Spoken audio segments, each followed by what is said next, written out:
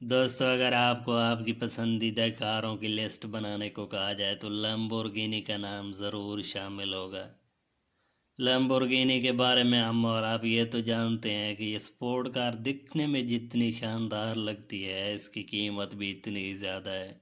लेकिन बहुत कम लोग इस कार बनाने वाले आदमी के अनोखे सफ़र के बारे में जानते हैं। एक कैदी होने से लेकर फरारी कंपनी के मालिक एनजो फरारी की बेइज्जती सहने तक इस शख्स ने साबित कर दिया है कि अपनी बेइज्जती का जवाब कामयाबी से कैसे दिया जाता है। दोस्तों, आज की वीडियो काफ़ी इंटरेस्टिंग है, इसलिए अंत तक हमारे साथ जुड़े रहिए। हमारी कहानी की शुरुआत होती है 28 अप्रैल 1916 में, जहां इटली के शहर रोनाज़ो में फेरुशियो लैम्बोर्गिनी का जन्म हुआ था। एक एहसान ख़ानदान से ताल्लुक़ रखने की वजह से इसके माँ और बाप दोनों ही वाइन बनाने के लिए अंगूर की खेती किया करते थे, और साथ ही अपने बेटे को भी अच्छी खेती करने के तरीके बताते रहते थे। फिरोज़ियो अपने बाप की बातें सुनते तो ज़रूर थे, लेकिन इन्हें तो खेती के काम में बिल्कुल भी दिलचस्पी नहीं थी, बल्कि इसका पसंदीदा काम तो मैकेनिकल चीज़ों को ठीक करना था। इसलिए फिरोज़ियो अपने खाली वक्त में खेती में इस्तेमाल होने वाले ट्रैक्टर और बाकी आलात को ठीक करने में लगा रहता था। इसके इसी जुनून की वजह से फिरोज़ियो ने मैकेनिकल कॉलेज में एडमिशन ले लिया, और इसके बाद इसने खेती के काम को मुड़कर देखा तक नहीं।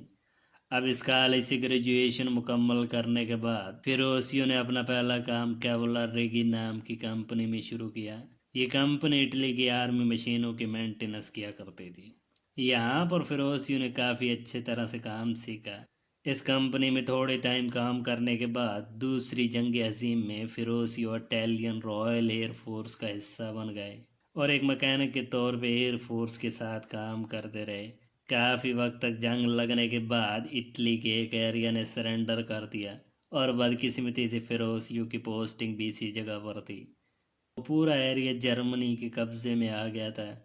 शुरुआत में तो सब ठीक था, लेकिन बाद में सभी इटालियन को कैदी बना लिया गया था, जिनमें फिरोज़ियो भी शामिल था। अब जंग के दौरान कैदी बनाए जाने वाले लोगों के साथ कोई अच्छा सलूक तो नहीं किया जाता, और इस वक्त फिरोज़ियो को भी इन्हीं सब मुश्किलात का सामना करना पड़ता था। लेकिन उन्होंने अपनी मैकेनिकल जुनून को वहाँ भी नहीं छोड़ा, और कैदी रहते हुए भी जर्मन फोर्स की कई प्रॉब्लम को सॉल्व किया। इनके इसी लगन को देखकर कुछ ही अरसे बाद जर्मनी आर्मी ने इनको छोड़ दिया। जंग हारने कैदी बनाने के साथ साथ फिरोज़ियो के लिए एक और दुख की बात यह भी थी कि फिरोज़ियो की बीवी की बच्चे को जन्म देने की वजह से मौत हो गई थी। इन सब चीज़ों से निकलने के लिए फिरोज़ियो ने अपने आप को काम में बिजी कर लिया। उस वक्त तक फिरोज़ियो ट्रैक्टर, लारी और वार में इस्तेमाल होने वाली गाड़ियों पर काम किया करते थे। इसी दौरान एक दिन फिरोज़ियो के पास इसके बाप का खत आया, जिसमें लिखा था कि इसको एक ट्रैक्टर की ज़रूरत है, क्योंकि जंग की वजह से पहले ही बहुत नुकसान हो चुका था। इससे बाहर निकलने के लिए फिरोज़ियो के बाप खेती पर ध्यान देना चाहते हैं। फिरोज़ियो के बाप के इस खत ने इसकी सारी ज़िंदगी बदल कर रख दी, क्योंकि यहाँ से फिरोज़ियो को ट्रैक्टर बनाने का ख्याल आया। अब सोच तक तो ट्रैक्टर बनाना सब ठीक था, लेकिन इसे शुरू करना इतना आसान भी नहीं था, क्योंकि इसको शुरू करने के लिए बेस्ट इक्विपमेंट की ज़रूरत थी। तब फिरोज़ियो ने सोचा कि क्यों न जंग में इस्तेमाल होने वाली डीजल मशीनों का इस्तेमाल करके ट्रैक्टर बनाए जाएं, और इसी सोच पर काम करने के बाद फिरोज़ियो एक ट्रैक्टर बनाने में कामयाब हो गए, जिसको महंगे पेट्रोल की बजाय डीजल पर चलाया जा सकता था। कम डीजल और लो कास्ट की वजह से फिरोज़ियो के ट्रैक्टर धड़ाधड़ बिकने लगे। काम चलने लगा, और इस चलते काम को देखकर फिरोज़ियो ने अपनी खुद की कंपनी लैम्बोर्गिनी ट्रैक्टर खोल ली। अब प्रोडक्शन बढ़ाने के लिए जगह के साथ साथ बाकी चीज़ों की भी ज़रूरत पड़ने लगी। अपने बेटे की मेहनत और लगन को देखकर फिरोज़ियो के बाप ने अपनी सारी जायदाद बेचकर सारे पैसे फिरोज़ियो को दे दिए, जिसको फिरोज़ियो अपने बिजनेस बढ़ाने के लिए इस्तेमाल कर सकता था। फिरोज़ियो टाइम और हालात को अच्छे से समझते थे, और सब चीज़ों को नॉर्मल करने के लिए उन्होंने दिन रात मेहनत शुरू कर दी। कहा जाता है कि मेहनत एक दिन ज़रूर रंग लाती है, और फिरोज़ियो के साथ भी ऐसा ही हुआ। कुछ ही अरसे बाद इनकी ट्रैक्टर बनाने वाली कंपनी पूरी इटली में मशहूर हो गई। बिजनेस अच्छे से चलने लगा और पैसा आने लगा। अब इसी पैसे को फिरोज़ियो ने अपनी सबसे पसंदीदा चीज़ खरीदने पर लगाया, और वो थी कार। स्पोर्ट्स और लग्जरी कारों का शौक फिरोज़ियो को शुरुआत से ही था। جس کے چلتے انہوں نے مرسڈیز مراٹھی اور الفا رومیو تک بہت سی شاندار گاڑیاں اپنے گیراج میں شامل کر لی تھیں۔ ایک کمپنی کے مالک ہونے کے باوجود انہوں نے کبھی بھی اپنی میکینیکل سکلز کو نہیں چھوڑا۔ جب کبھی بھی ان کی کار میں خرابی پیدا ہوئی تو وہ خود ہی ٹھیک کرتے تھے۔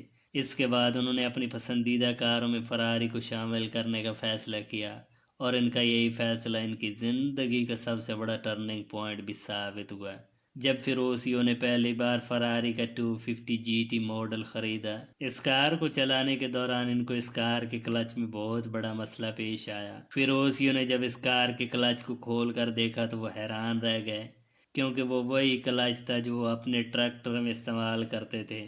اپنی اسی شکایت کو لے کر فیروسیو فراری کو فاؤنڈر انزو فراری کے پاس جا پہنچے۔ دوستو، اب ظاہر سی بات ہے کہ اتنی بڑی کمپنی کے مالک کو اگر کوئی جا کر کہے کہ آپ کی گاڑی کے پارٹس خراب ہیں، تو اس صورتحال میں اگلا شخص دو ہی کام کر سکتا ہے: یا تو اپنی گاڑی کی غلطی سن کر اسے ٹھیک کرے گا، یا اس بات کو سن کر اسے اپنی بے عزتی سمجھے گا اور سامنے والے پر بھڑک جائے گا۔ دوستو، انزو فراری نے بھی یہی کیا، اور وہ فیروسیو پر بھڑک اٹھے اور کہا کہ غلطی کلچ کی نہیں ہے بلکہ کار چلانے والے انسان کی ہے۔ تم جیسے ٹریکٹر چلانے والے انسان کو فراری جیسی لگژری کار کہاں سمجھ آئے گی؟ فیروسیو کو انزو کی یہی بات چبھ گئی، اور اسی تانے کو دل میں لے کر فیروسیو اپنے نئے سفر پر چل پڑے۔ انہوں نے فیصلہ کر لیا کہ وہ اب دنیا کو دکھائیں گے کہ اصلی سپورٹس کار آخر ہوتی کیسی ہیں، اور ان کے دماغ میں صرف ایک ہی بات دوڑنے لگی کہ کسی بھی صورت دنیا کی سب سے بیسٹ ریسنگ کار بنانی ہے۔ اپنے اسی مقصد کو حاصل کرنے کے لیے انہوں نے لمبرگینی نام کی ایک اور کمپنی کھول لی، جس میں صرف کار مینوفیکچرنگ کرنے والے لوگوں کو رکھا گیا، ساتھ ہی کچھ فراری کمپنی میں کام کرنے والے ورکرز کو بھی رکھا گیا۔ فیروسیو جانتے تھے کہ انہیں کیسی گاڑی چاہیے، اس لیے پہلی گاڑی کی ڈیزائن بنانے شروع کر دیے۔ کچھ مہینوں کی محنت کے بعد انہوں نے اپنی پہلی ریسنگ کار تیار کر لی، جس کو نام دیا گیا لمبورگینی 350 جی ٹی ہے۔ اس میں B12 engine, 5 speed transmission, 4 wheel disc brake اور 4 ہی ویل سسپینشن رکھا گیا۔ لمبورگینی 350 جی ٹی کو سب سے پہلے ٹیورن موٹر شو میں رکھا گیا تھا، جس کی بہت سے لوگوں نے تعریف بھی کی تھی، اور ساتھ ہی فیروسیو نے انزو کو بھی دکھا دیا کہ وہ صرف ایک ٹریکٹر چلانے والے کسان نہیں بلکہ ایک میکینیکل ایکسپرٹ بھی ہیں جو کچھ بھی کر سکتے ہیں۔ وقت چلتا گیا اور لوگوں کے اندر لمبورگینی کا جنون بڑھتا گیا۔ لمبورگینی کی ڈیمانڈ کو دیکھ کر 1966 میں دو اور ماڈل نکالے گئے، جس میں ایک ماڈل کا نام لمبورگینی 400 جی ٹی اور دوسرا میورپی 400 تھا۔ یہ دونوں ماڈل آتی ٹرینڈ کرنے لگے تھے۔ بعد میں میورپی 400 سپر کار کے طور پر بھی جانے لگی، جس کا انجن کسی بھی ہائی پرفارمنس کار کے مقابلے میں بہتر تھا۔ اپنی اسی کامیابی کے چلتے لمبورگینی نے ایک سے ایک ماڈل مارکیٹ میں اتارنا شروع کر دیا تھا، اور ایک وقت میں سب سے زیادہ کاریں سیل کرنے والا برانڈ بن گیا تھا۔